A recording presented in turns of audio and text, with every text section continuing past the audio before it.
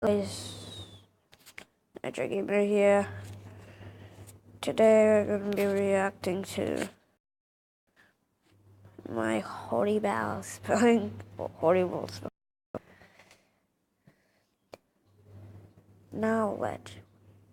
Basically, cemetery, wired. Forti, disappoint. Wow. React to this.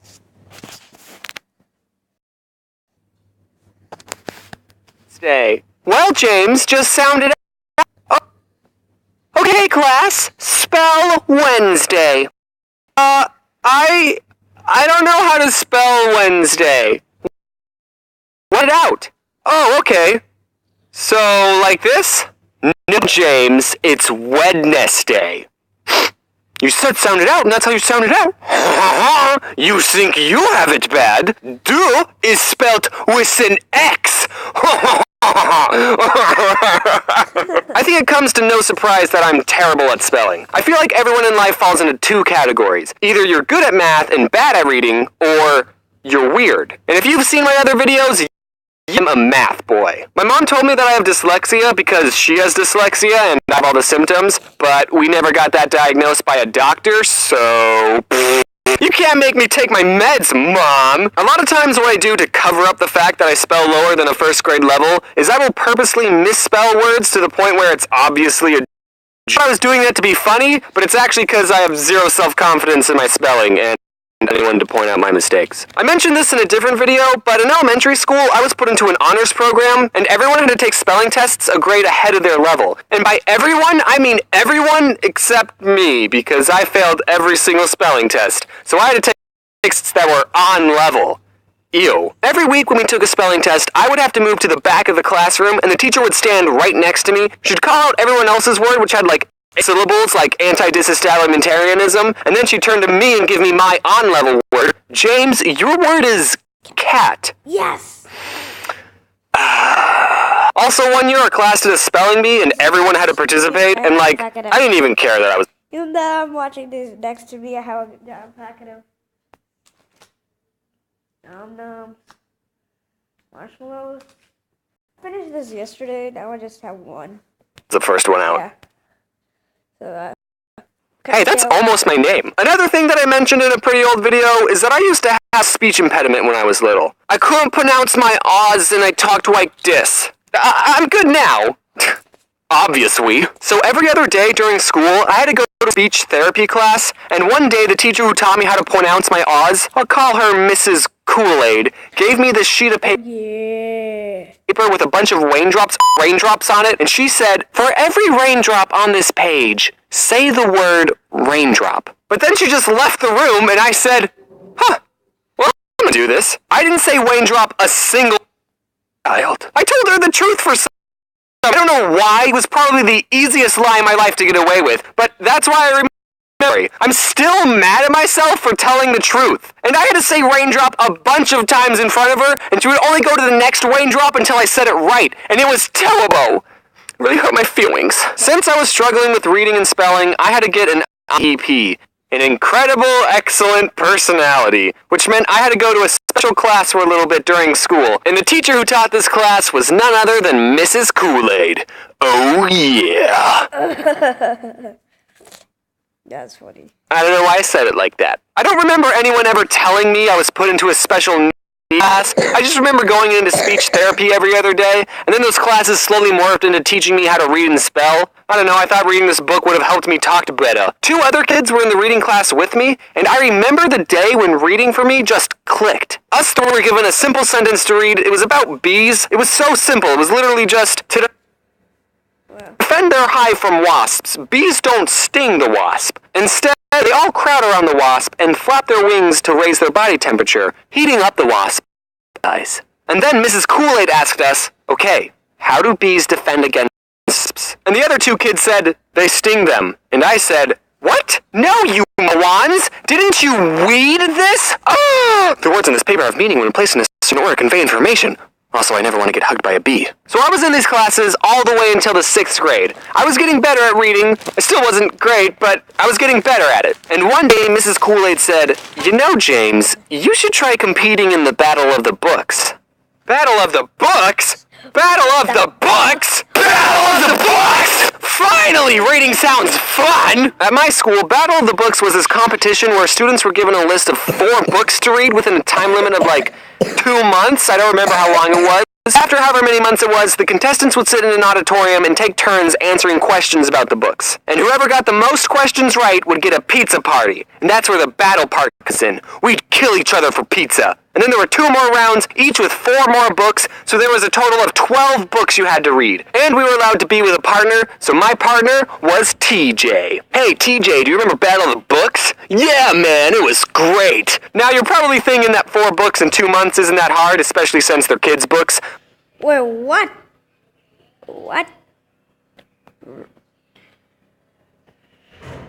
The Very Hungry Grandpa, that's a children's book. RuneScapes. Minecraft SS Super 100+ jokes for kids. What the hell? Why is the creeper head like TNT? I don't know, because creepers explode. Tell me about the T-Rex. What the hell? These are children's books. These are goddamn people's books. But as someone who didn't read any books on my own outside of school, it was a challenge. But I discovered a way to cheat the system. I discovered something called audiobooks. Instead of having to sit still and read the book, I just have someone read the book to me. And I would get through the book so much faster. I'd be able to read a book in about 8 hours as opposed to reading a book never, because I would never be able to finish a book on my own. And I was actually able to understand what was going on. I legitimately thought that listening to audiobooks was cheating because of how well it worked. So I never told anyone my secret. Until just now. Please don't tell anyone. Also, I didn't just turn on an audiobook and start playing video games. No, I sat in my bed next to the CD player and followed along with the book, and sometimes I even took notes. I've wanted to talk about my love for audiobooks for so long, but I can't. Okay, Hey, just a heads up. To it. Now I'm gonna watch Our Hamsters by theodd1sout. Attached to any of the hamsters mentioned in this video, because they're all dead. And I would say that no hamsters, speaking of this video, well, I mean, no hamsters were harmed while I made this video. They're all still dead, but some hamsters, they got harmed. Just keep watching. If there's anything I've learned that the internet just loves is stupid drama and cute animals. So I'm going to talk about all the cute hamsters that I've enslaved.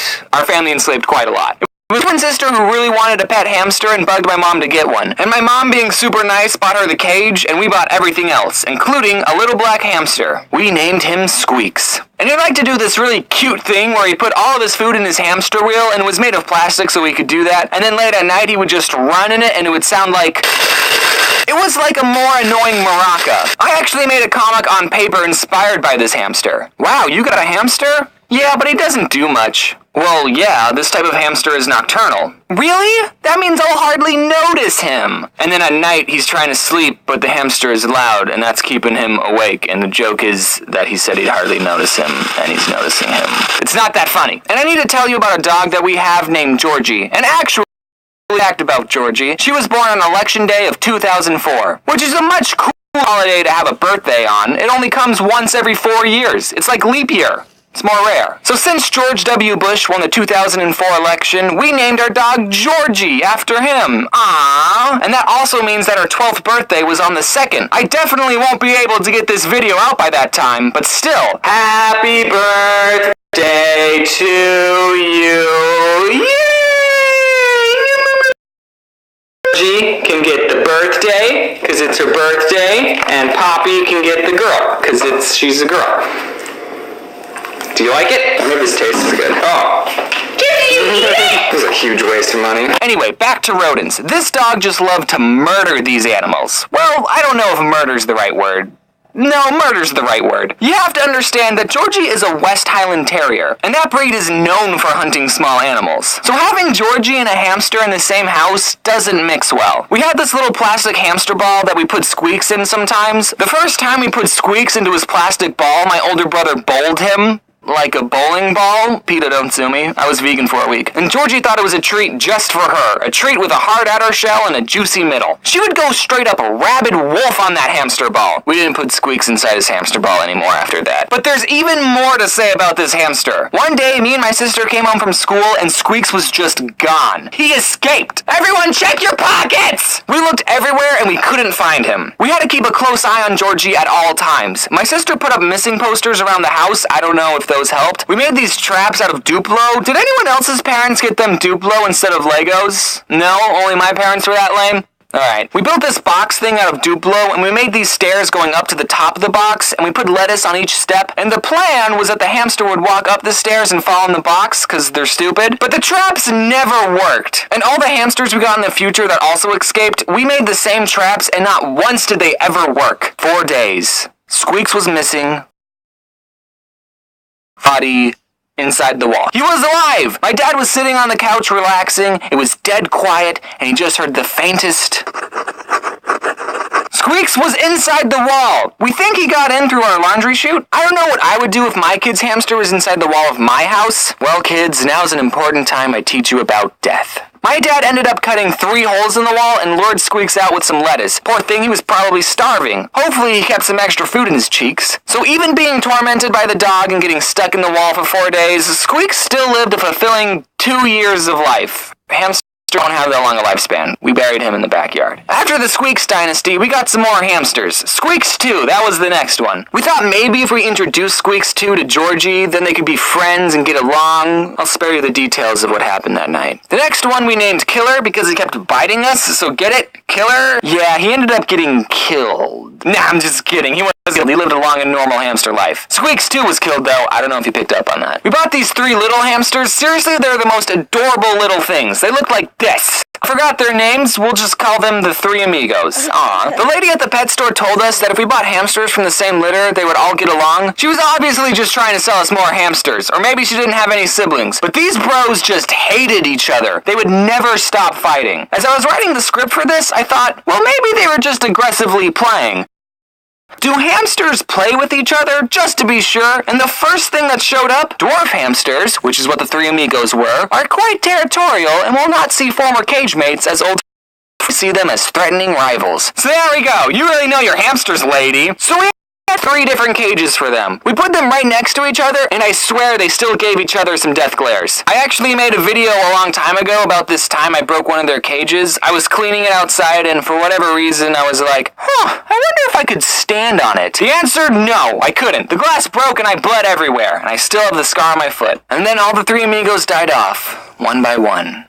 Sorry, I'm getting really emotional. We also had this other hamster named Buddy, and I wasn't going to mention him because he just escaped and we never found him, except reading over the script because she reads over my scripts, thanks Mom. She turned to me and said, "Did we ever tell you what happened to Buddy?" And I said, "What do you mean?" She said, "You know how we couldn't find him? Well, we did, but the dog got to him first. This one time I wanted to buy a hamster and I saw some that were on sale, and there was this piece of paper next to the cage that said, 'Please adopt us.' Oh shoot, I'll take one of these puppies." No, not an actual puppy. I meant one of the hamsters. And I named her Pumpkin Seed because she was that tan pumpkin seed color. But then 1 month after I got her, she just died. For no reason. Even though I loved her. She had food, she had water. This wasn't the first time I was taking care of a hamster, okay? All the other ones lived for a couple of years. I was so sad.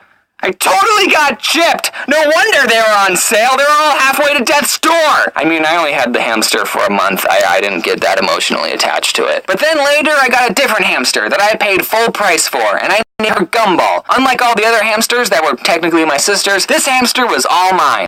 Didn't have anything traumatic happen to her. She had a good hamster life. I was pretty sad when Gumball died. We lavished these hamsters, okay? We loved them. At least my sister did. She cried when they died and made little gravestones for them. Our mom used to always say, "There's no point in being a skinny hamster." She gave them a lot of treats. So much so that it got to the point that the hamster would come out looking for my mom just by the sound of her voice. All in all, there's about 7 dead hamsters buried in our backyard. Rip in peace, little bros. Oh, Jose, can you